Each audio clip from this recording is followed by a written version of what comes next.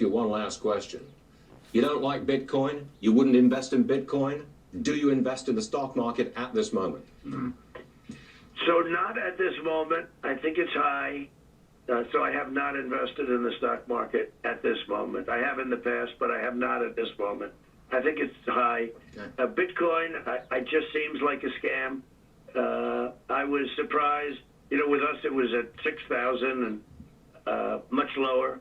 I don't like it because it's another currency competing against the dollar. Essentially, it's a currency competing against the dollar. I want the dollar to be the currency of the world. That's what I've always said. Okay, so that was former U.S. President Donald Trump basically warning people to stay away from crypto because it is a scam. Before we go more into that story, just want to let you know my name is Khalil.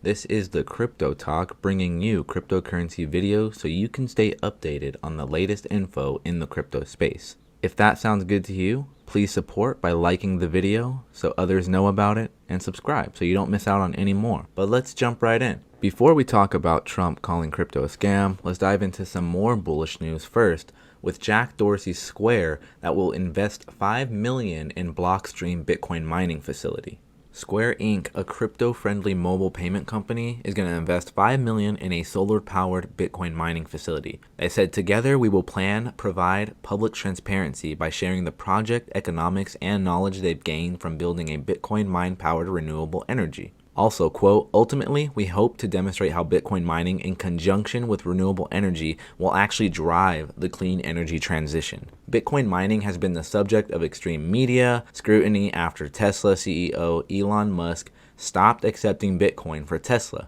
Well, MicroStrategy's Michael Saylor brokered a truce between Musk and the Bitcoin mining community last month by bringing both sides to the table for high-level talks. And that was in one of the videos. If you go back and check it out, we talked about that a few weeks ago. The industry-led Bitcoin Mining Council emerged out of the meeting, with miners vowing to accelerate sustainability initiatives. So all in all, for this one, there's been lots of talk over the renewable energy resources of Bitcoin, how it takes up too much energy, yada yada. Time and time again, this has actually been put down and shown not to be true. Bitcoin takes up way less energy than most of our traditional systems we use today. But not only that, we have the president of El Salvador saying he's submitting the bill to make Bitcoin legal tender. Zap's Jack Mallers announced the news at the Bitcoin 2021 conference in Miami just last week. He said his company is working with Bukele to implement a plan. This bill approval would likely make El Salvador the first nation to adopt the Bitcoin standard. Here you can see the text that they were talking about, but it's not clear yet what being the first Bitcoin country will mean for the fiscally unstable and oppressively poor Central American nation, where 70% of residents lack a banking account there. Bukele claimed in recorded remarks his plan will have short-term benefits for thousands of unbanked individuals. He also claimed it will generate jobs. And in the medium and long term, we hope that this decision can help us push humanity at least a tiny bit into the right direction. And then they go on to talk about inflation angst and then what they have experienced so far going through this transition. But I also saw this awesome tweet yesterday from Documenting Bitcoin on Twitter. The world may seem dark, but there is a small orange spark of hope. If you look closely enough, that's all it takes to start a fire. And then we have El Salvador and hashtag Bitcoin. And clicking on the photo, you can see now that El Salvador, this little orange dot on the entire world, is the first country that is actually accepting Bitcoin as a legal standard. So it's pretty awesome to see that one spark. Imagine this whole day how it's going to be orange. Pretty exciting times, guys. Pretty exciting times. So now doubling back to President Trump, talking about how crypto is a scam, especially Bitcoin. He said, I don't like it because it's another currency competing against the dollar. I want the dollar to be the currency of the world, and that's what I've always said. Well, during his time in the White House, Trump was similarly critical of Bitcoin, describing it and other cryptocurrencies as assets that are not money and whose value is highly volatile based on thin air. If you ask the former White House Communications Director, Anthony Scaramucci, which we did, Trump didn't even write that tweet in the first place. Scaramucci saying, I could tell very quickly when Trump himself was writing a tweet, they were loaded with malapropisms and misspellings and a lack of commas. Just this stream of consciousness ranting. Also saying, I think the Bitcoin thing was written by governmental bureaucrats and don't want to see Bitcoin rise. And this has kind of been known for a while as well. The government doesn't want Bitcoin to rise because Bitcoin is uncontrollable to them. It would make sense for them to push Bitcoin away and create their own digital currency, which I believe they're trying to do anyways. That way they can still control it. And this is a very important part in crypto. If you don't understand it, why Bitcoin is so important and why they can't control it. Look into it. We could talk about it on another video. Write it in the comments if you want me to do that as well. But main thing here is crypto is not a scam, guys. It's been around for over 10 years now. It's so new. It's like when the internet came out. It's like when the cell phone came out. No one thought it would be what we have today. So everything takes time, and just watch as this takes off, right? If you think about where we're headed as a society, it's space. And do you really think that physical money will be handled in space, or will it be digital money? Just one thing to think about there. Speaking of space, we have Mr. Elon Musk. And did Elon Musk just pump cum rocket? Question mark? Well, CEO of Tesla and literal spaceship builder just supported a cryptocurrency called cum rocket, named for its mission to send male ejaculate in the same direction as his reusable rockets. With a tweet here the other day, you see this wet emoji with the rocket emoji equals moon. And this guy asked, is this a sign to go all in on cum rocket? Well, some investors think this is the second time Musk endorsed this project.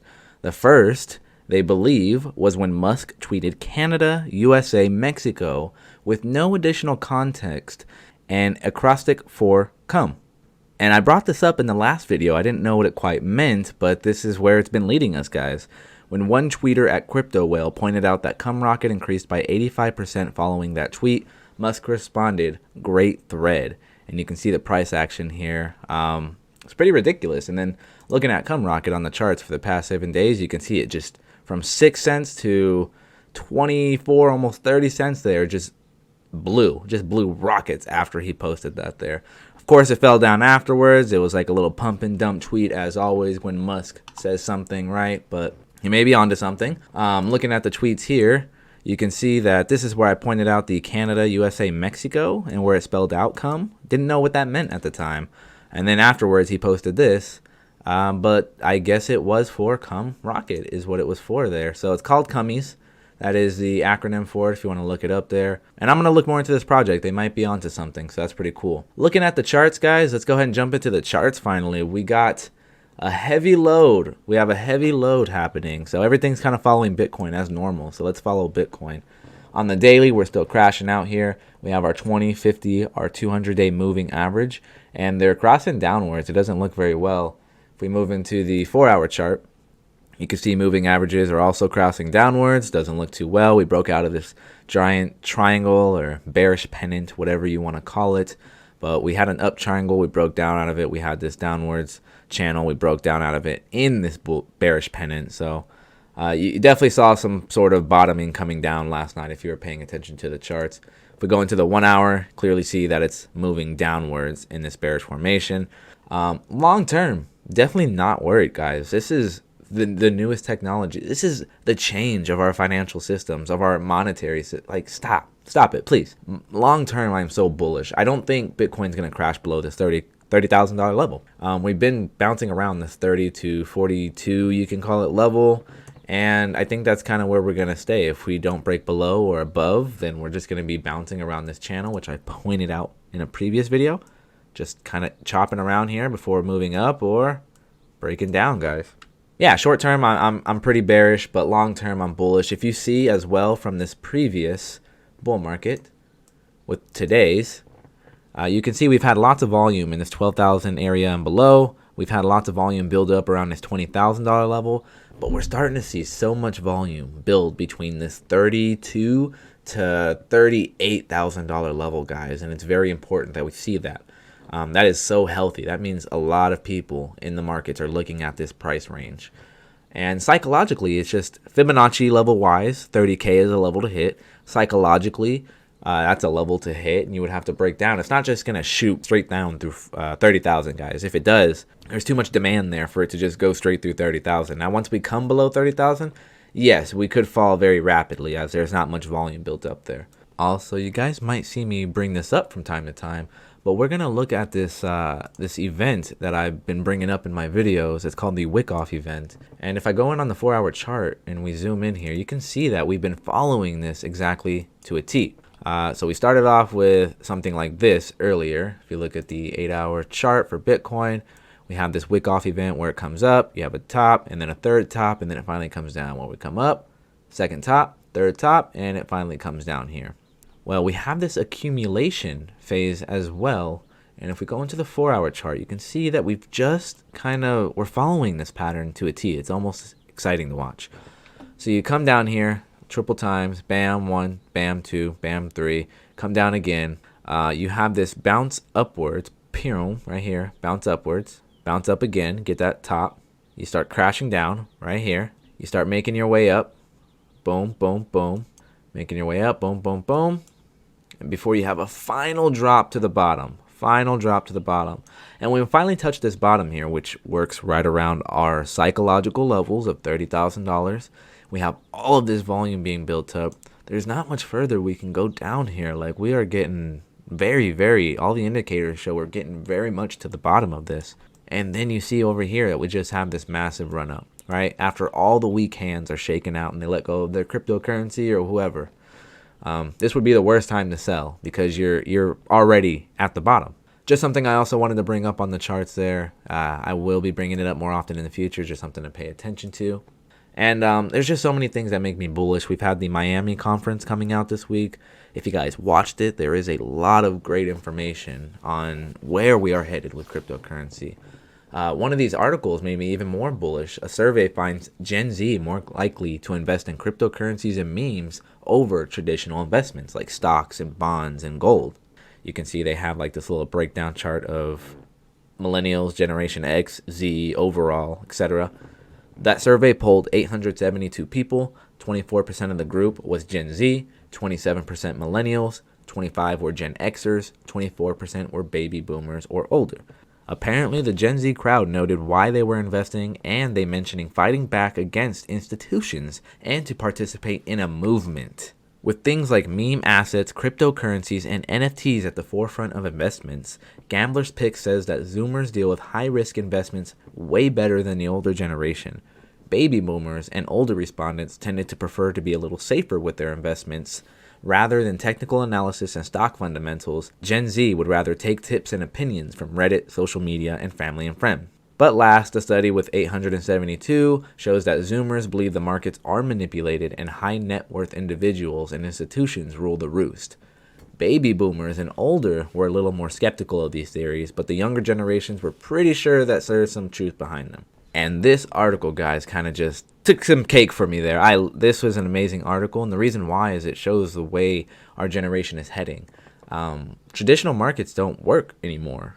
When you think of the future and how it's supposed to work, it should work like cryptocurrency, where everything is decentralized as much as possible. There should be no one entity or one major government or brand that owns everything. It should be a decentralized world where anyone can kind of be a part of if they want, and that's what that brand is. It's everyone, everything. On top of that, we live in an age where people grew up now, millennials and the newer generation, with technology. And our older generation didn't have this. They were fed everything to them, so they believed what they were told. That's what the older generation did. The newer generation, they don't believe what they're told. If it sounds wrong to them, you know what they do? They go on their phone and Google it. We can Google anything and have a sense of self these days. So you have more people opening up to asking questions in this newer generation and actually fixing things, because we're finding out that so much has been wrong that was just fed to us. So that's my little rant on that one. The way that we're headed as a society will be digital, whether you accept it or not. It's just a shift of trends that you don't have to accept, but will be coming. That's all it is. That's all I got for you today. I hope it was beneficial. Once again, go ahead and like the video, subscribe to the channel so you don't miss out on any more. Not a financial advisor. These are just my thoughts and opinions. But other than that, safe investing.